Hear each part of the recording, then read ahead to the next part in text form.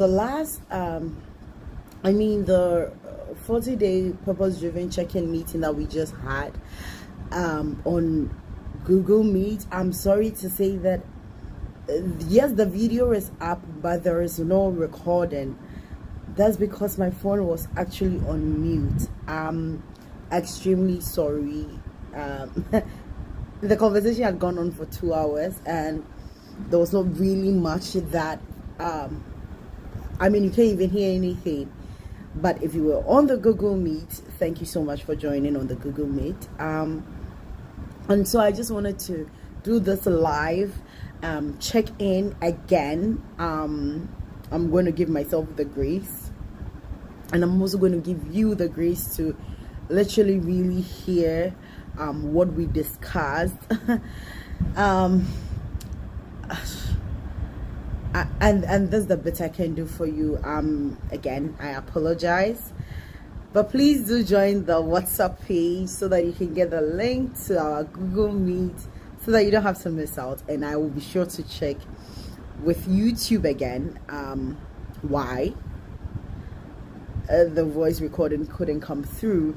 But as we all know, we're doing the 40 days purpose driven life. This is my 40-day purpose driven life journal. Yet to write in it, and I have my hardcover book. I've just taken off the cover, but this is it. And essentially what we discussed was the various topics that we have read about in the last 7 days, and so I'll quickly go through them. But I wanted you to also understand that the last 7 days have been preparation for the real 40-day journey we're about to go on. And it's such that the first 7 days was to reposition and realign our thinking patterns to certain things that the Lord would want us to know and do. And so let me just get into it. I'm really sorry again, because 2 hours. Anyways, let's just get into it. So we're going to briefly discuss the last 7 days that we have journeyed on. The last 7 days, what we've been reading about. And as I said, please do get the hard copy of the book. The book is called Purpose Driven Life. And so let's just get into it. So week 1, what on earth am I here for?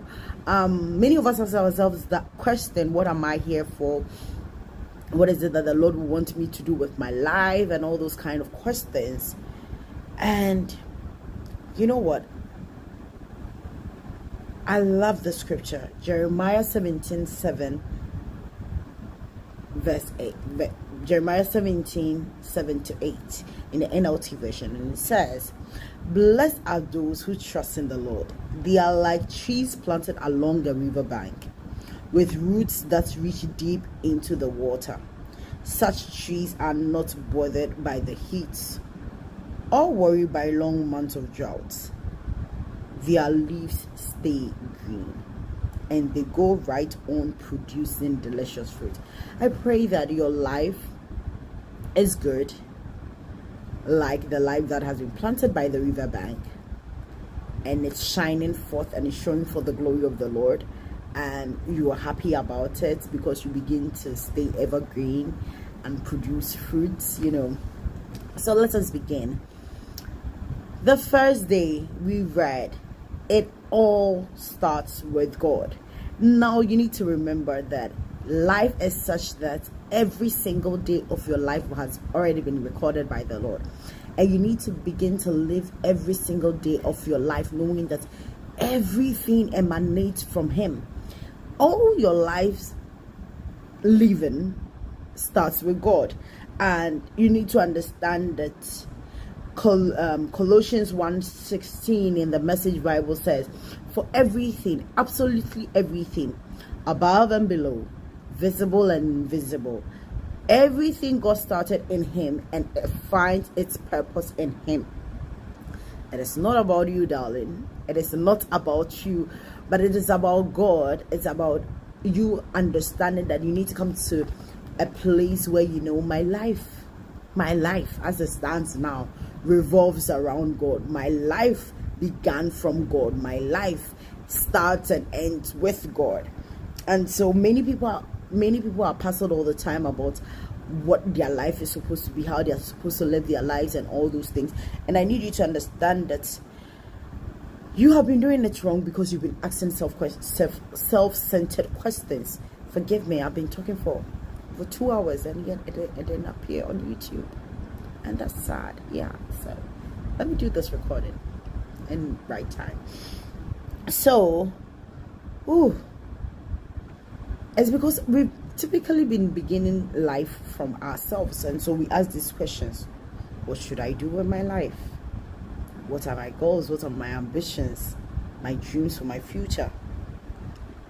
Beloved, if you focus on you, what you want to do, what you want to become, trust me, you will miss it, because it will be from a place of self-centeredness such that sometimes you won't even make room for God, and you wouldn't even make room to, impact other people outside of yourself. And so, focusing on ourselves will never really reveal our life's purpose for us. But one thing we need to understand is that you were made by God, for God, and until you understand that, your life will never make sense. And we need to come to a place of not self-realization, but it is more of a God realization that our lives are for the Lord. So beloved, you need to understand that self-help books, messages, all those things, books, podcasts, programs, courses, careers, they do not fully establish that this is what your life's purpose is supposed to be. And mind you, something that I really want to share is that purpose is not a destination. Purpose is a journey. That is why the book is called Purpose Driven Life. So please, we're on a journey. Purpose is the journey. It's the journey from point A, moving through it till we get to point whatever. And so you need to understand that you can reach all your personal goals, and meet all the world's standard of success and all those things, and you will still miss the purpose for which you were created. So for instance, like the purpose for which an iron was created was to make things straight. And if you have to put water in the iron so that the iron can steam up and iron your clothes and make it straighten up, if for any reason you don't put the water in, the iron is faulty, there's an electrical fault with it and all that, and all the iron does is to burn your things, all the iron does is to make your clothes wet, all the iron does is to electrocute you. For as long as that iron would remain doing all those things instead of ironing, it will never have fully achieved its aim.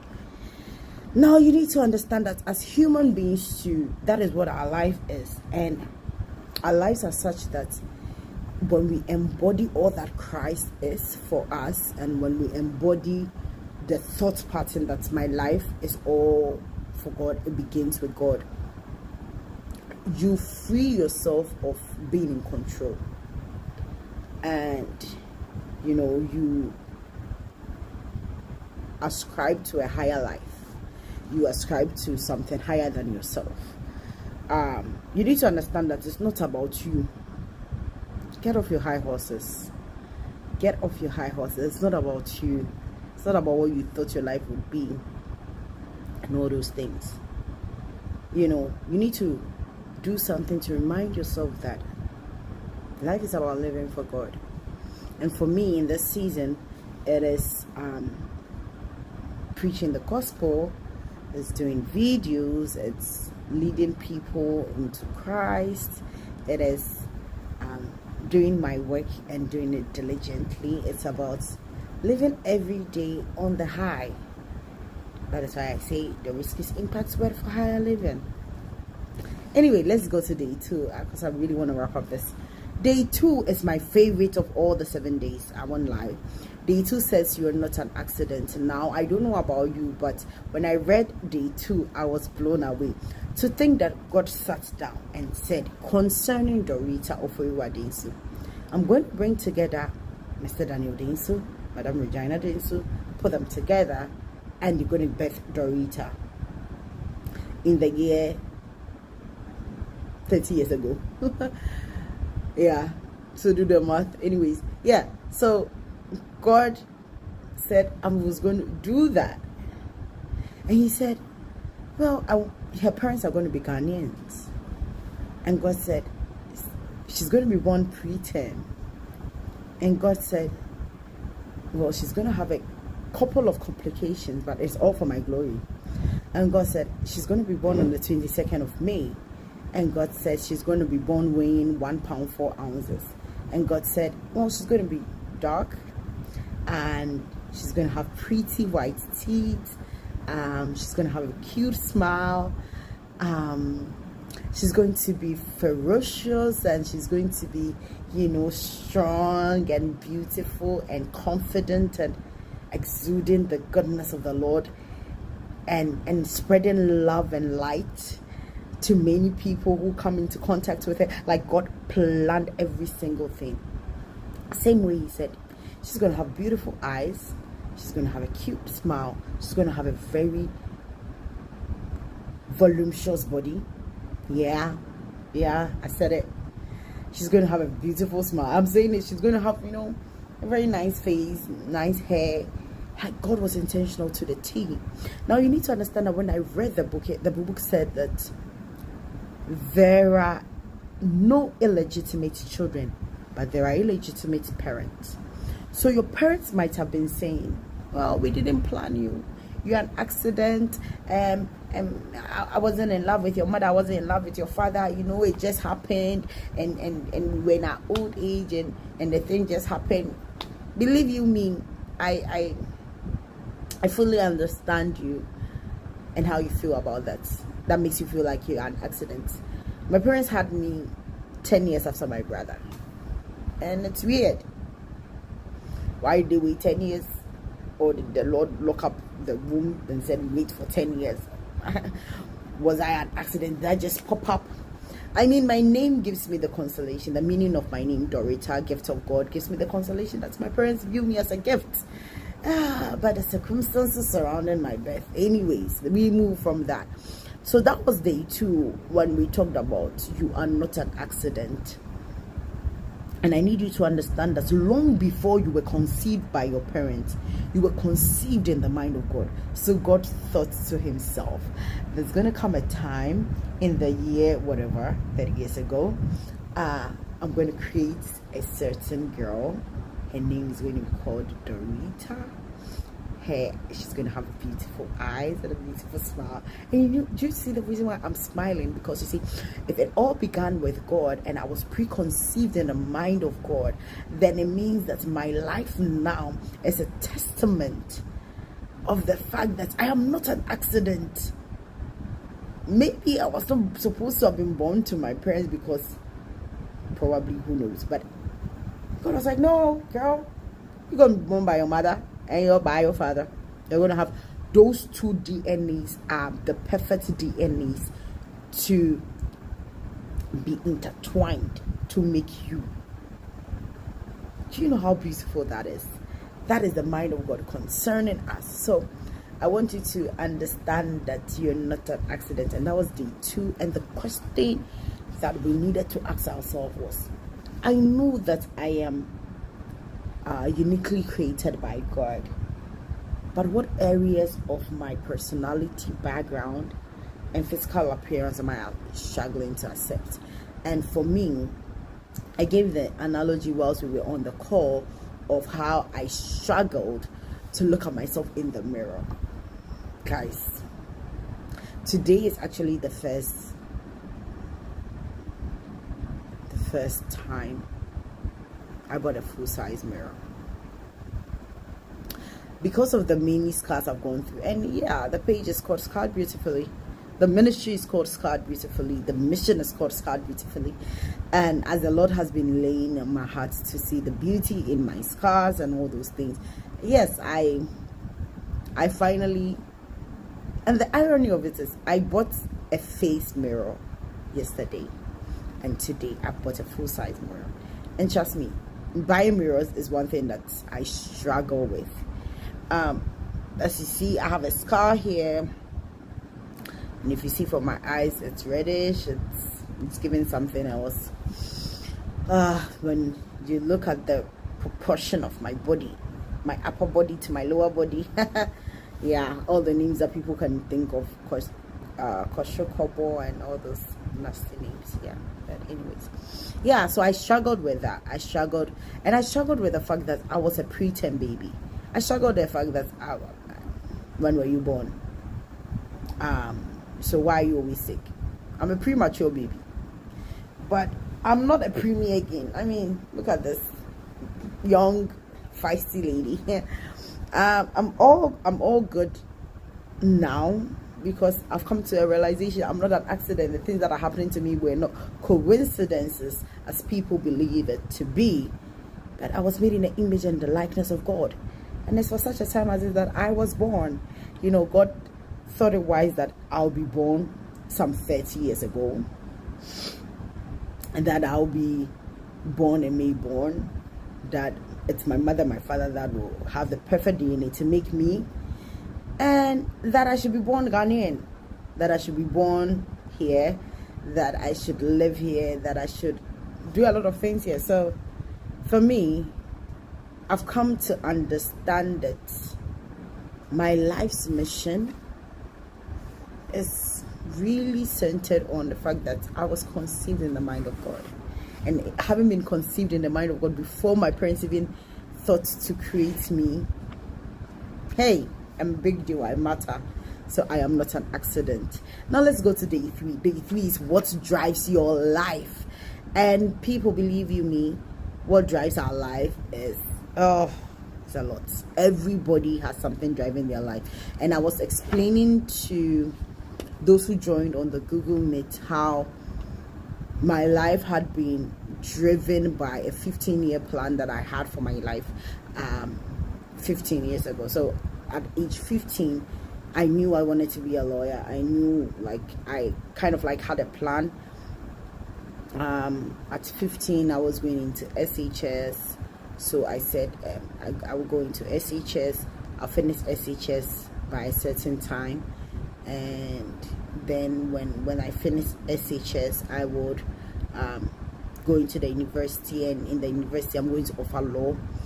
I wasn't going to do any other course. I'll just offer law straight ahead, and after law I'll go into Makola. I'll be called to the bar. I'll become a lawyer at a certain age, and I had a plan for my life. Well, I became a lawyer last year, and I planned this thing when I was 15 years old, and the time for which I thought I would start the law process was in 2013, and it took 10 years to come into 2023 for me to finally realize that. But for me, that was the driving force of my life. And so when I got called to the bar on 05/05/2023, that is 5th May 2023, it felt like, oh, you have arrived, but strong. Whew, that thing drove my life, and now that I had gotten it, I didn't have any drive again. And so, you know, many of us are driven by so many things. The 5 common ones are that we are driven by fear. And number 2, you're driven by resentment. Number 3, you're driven by guilt. 4, you're driven by materialism. 5, you're driven by the need for approval. And I want to dwell a bit on the resentment and anger, because a lot of us dwell on the fact that I am angry at somebody because they offended me, and we carry that spirit of offense, we carry that spirit of resentment for a very long time, and it's disheartening.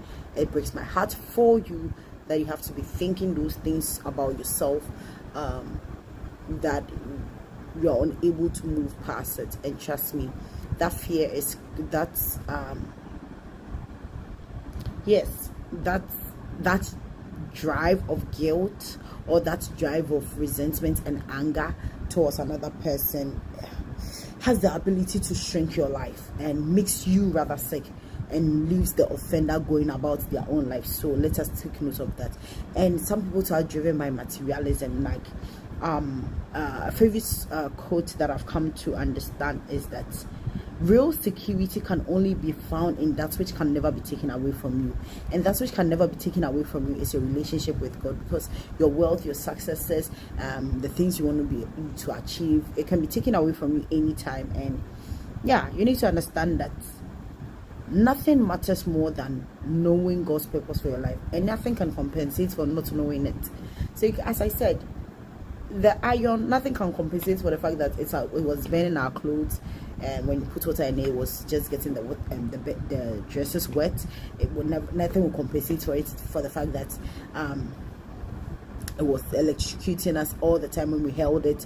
Like, it didn't serve its purpose. And so likewise, as a human being, when you don't know God's purpose for your life, you can be doing a lot of things and still feel the void and still lack that very key to living a fulfilling life. Yeah, so the question of the day was that, what will your family and friends say is the driving force of your life, and what do you want it to be?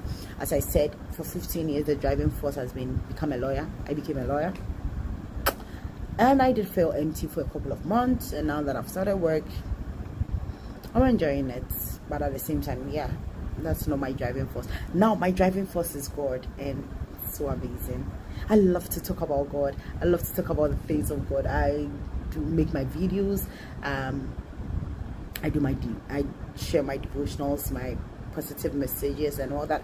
And hey, it's got to be God. God is my driving force now, because everything starts with God, and I leave it at that. And I still want to be known as the girl who's crazy for God. Day 4 was that you're made to last forever. Now, I need you to understand that there are certain things that you need to understand for your life, that you're made to last forever. You are made with eternity in mind, and so this world is just but fleeting. So in being made to last forever, you need to understand that there's more to this life than just here and now. There's more to life. You know, I kept saying on the call, YOLO, you only live once. And the misconception around it, when people say you only live once, a lot of us want to do a lot of us want to do all the things we are not supposed to be doing, or all the things that, well, we can't do but may not be self-serving and life-serving in itself. And so you tell yourself, oh, YOLO, you only live once, so you want to live once and you want to be doing certain things with your life. And beloved, trust me, you don't want to be saying YOLO, because you were made to last forever, because the Lord had you in eternity, and that is why you need to understand that this life is just preparations for the life we are yet to face. And so when you have eternity in the forefront of your mind, what it does is that suddenly it changes how you see things. So I know there is a cancel culture going on, and like, I've got my money, I can spend it how I want and all those things, and you forget that there is more to life than just here and now. And so I want you to understand that when you have eternity in view, you begin to understand that you are not to yourself, so you handle relationship carefully. Certain circumstances, you begin to ask yourself, what would Jesus do? Knowing that you're made in the image and the likeness, and the fact that God had preconceived you even before you were born, or you were conceived, or you became a thought to your parents, means that you need to change the way you see things. God didn't just make you for this earth, because He says He planted eternity in our hearts.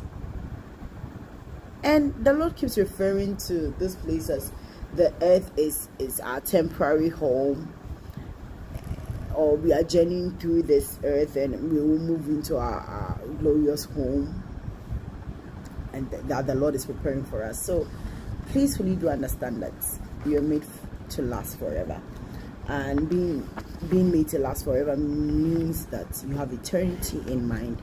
You have God's view of your life in mind. And the question that was supposed to ask ourselves is that what is the one thing you should stop doing, and what is the one thing that you should start doing, especially because you have forever in mind. Note that earthly things, or things that you do on the earth, have eternal consequences. So with that in mind, and knowing that you will need to last forever, like your life on earth will cut short, but it is the birthing place of your next. So I need you to understand that everything you're doing now, there's a next, and the next would show, or will be the results of the things you're doing now. And so yeah, let me know what is that one thing you will stop doing, and what's the one thing you will start doing with eternity in view. Now, point number 5, or day number 5, we talked about seeing life from God's view. And I mean, what is life? What is your life? In James 4:14b, it asks, what is your life? Did you know that the way you see life shapes your life? I mean, some of us see life as fun, YOLO, you only live once, partying, chilling, doing all the things that we want to do because man will die, not saving money because we are like, money comes, money goes, let's chop the money. We chop the money, I clear. Anyways, some of us see life as a symphony, some of us see life as war, some of us see life as a circus, some of us see life as a roller coaster. Look, it's always going to be up and it's always going to be down, up, down, left, right, center, life challenging and all that. Some of us feel like it's a game of cards, so whatever hand you've been dealt with, that's what you play. Oh, but I want to ask, how do you really see your life? I mean, come on, let's have a picture in our mind. Let me share a quick one. How do I see my life now? It's not just about the private jets and the yacht. It will be so good. But can you imagine flying private to any country, any time of day, and say the Lord says to bring you books? The Lord says there's something going on here that is criminal, that is, legally wrong, and as a representative of God, and also being granted, international license to practice law and local license to practice law. In Jesus' name, I've been sent on an assignment that there is some, thing going on in a certain country that I need to appear there. That's how I'm viewing my life right now. And that there is coming a day, maybe not on YouTube, but you will hear of it, that this girl just woke up, she heard about a crisis happening, she took her private jet, she landed, she said, the Lord has asked that I bring judgment or bring redemption for his people. But this picture that I just painted, it sounds nice and rosy and all those things, and if it's in the will of God for my life, hey God, I thank you. I'll be doing YOLO, you only live once. But most importantly, what will be happening is that I would like to view my life that it's a road trip. Some places will not be nice, some places will be nice, some of the view will be spectacular, and I'll be so engrossed in those moments. And the not so great moment too, I would take the lessons. And that is how I view life. And I'm seeing that life from the perspective of God, to say that, look, he said he would never leave me nor forsake me. But he does indeed say that he will be with me always, even till the end of time. And so that is how I want to be viewing my life right now. And so, yes. But in day 5, we're giving 2 metaphors for life. That 1, life is a test, and 2, that life is trust. So what is the test? The things that you're going through, the ups and downs. And what does it do? It builds character. In the last 10 years or a decade that I'd been pursuing a certain dream I had when I was 15 years old to become a lawyer, it built character in me. I went through the mill.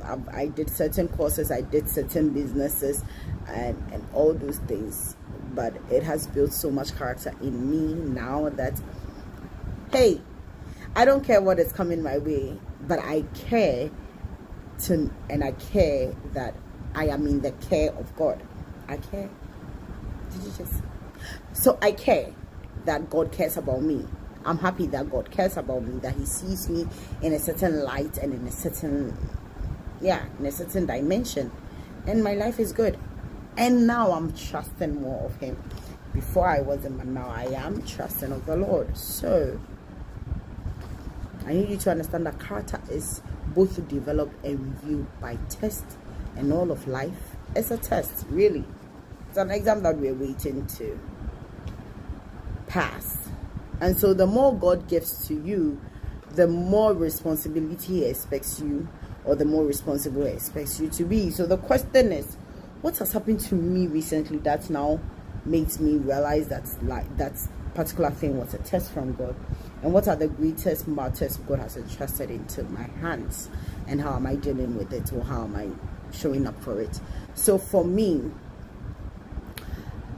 one thing that is making me know that life is a test and that it builds character over time is, again, the law journey. And I know I'll be talking about it and I'll share in details some other time and all those things. But that was my driving force for a very long time. Now I've accomplished it. It's no more my driving force really, but the preparation and getting to this point, yes, it all gives it gives what it's supposed to be given. And so I understand that it's a test, but what are the greatest matters the Lord has entrusted into my hands? It's the matters of showing people that God still cares. It's the matters of reaching out to a lost generation that keeps giving up when they fought so hard for a particular thing for some number of years, and then they feel like, oh well, I'm not going to be able to do it again, and I'm tired and all those things. So I thank God for the grace to have confidence, and that he has entrusted into my hands, scarred beautifully, where I talk to people about scars, and whatever the scar may be. It may not be physical, it may be emotional, it may be financial, spiritual, anything, but he's giving me the grace to create a platform where people can freely share and people can, find strength from that place. And so these are matters he's entrusted into my hands that I am not letting go, entrusting and ministry into my hand, and trusting people into my hand, and I'm all thankful for it. And for me to know that I can be trusted with something, and to know that I can trust God with everything, has been a blessing. And so day 6 gives us the third metaphor, that life on earth is a temporary assignment. And so what I need you to understand, that in as much as you're made forever, your time here on earth is temporal.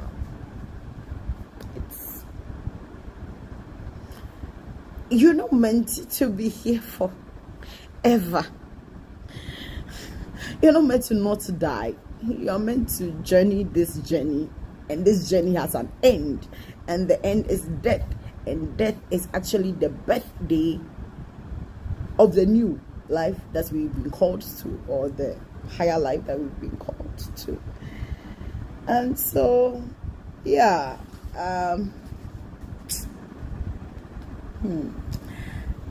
you really need to understand that this life, how you see it, how you go about it. I tell you, the first one, life is a test. And there are many people that have gone through the test and gone through the mill and they came out gold. And so, brother, sister, you can come out gold. And sometimes the test from God is just to see how you handle things. So, yeah. And life is trust. There are some things that the Lord has put in your hands. Your gifts, your talents. And believe you me, He would come for answers. So, yeah. We rest assured He'll come for answers. So, note that as He has put in your hand, He expects more from you. But yeah, life is also a temporary assignment. You're here today, gone tomorrow. That is why David says that, Lord, help me to realize how brief my time on earth will be. Help me to know that I am here for but a moment. So we are here for a moment. Life is temporal. Like we've been sent on an assignment as ambassadors. If you're an ambassador to a place, then I know that is for a moment, and after that moment, yeah, the time is spent. So what are you doing in this moment? Well, the question to consider is, how should the fact that life on earth is just a temporary assignment change the way I'm living right now? For me, I'm living for God. Heaven is a goal. Earth is not my home. Eternity in mind. I focus on the goal. But in conclusion, there is a reason for everything. So, in the last 7 days, this has been the preparatory topics that we've talked about. And in the next 7 days, we're going to delve in under 4 different umbrellas. So we're going to be doing purpose number 1. And purpose number 1 says that you were planted for God's pleasure. And I can't wait to get into it. But the general discussions on the book was that it's opening our minds to understand that everything starts with God. We are not accidents. We have a certain thing that drives our lives. But we are made to last forever. And in lasting forever, we need to begin to see our lives as God views it. And as we see our lives as God views it, we need to understand that life has 3 metaphors. It is trust, it is a test, it's a trust, and it is also temporal. And that's a temporal assignment. So here on earth, everything that we're going through is a test. It is to build character, to see how we handle things, and trust is also to see the things that the Lord has entrusted into our hands and how we're going to go about it and how we're using it to impact the world. And the fact that life is a temporary assignment is on the fact that there's some time that we're supposed to spend here, and when that time has been spent, we move to a higher life. And so death, yes, is the end of life here, but it's the birthing of the eternal life that the Lord has called us to. And that everything has a reason. There's a reason why certain things happen. So, not to really drag it, God richly bless you for joining. I'm inviting you again onto the 40-day Purposeful Living Life Challenge. DM for the link to the WhatsApp page. Many things are shared there. Various videos of the various days are still being uploaded on the page. Please continue to subscribe, like, share, comment. Hey, let's hit 1,000 subscribers. I'm not saying first 100. Let's hit 1,000 subscribers. Let's give this video a thumbs up, comment, share, like. Sorry about the previous live. It was 2 hours, but the sound didn't record. I don't know if the sound is clear and that you can hear. I am wiped out. Like you can see from my eyes, I'm so tired, but I still wanted to do this and let you know that I love you. The Lord loves you more, and He's called you to a higher life, and that life is a purpose-driven life. God bless you. Bye.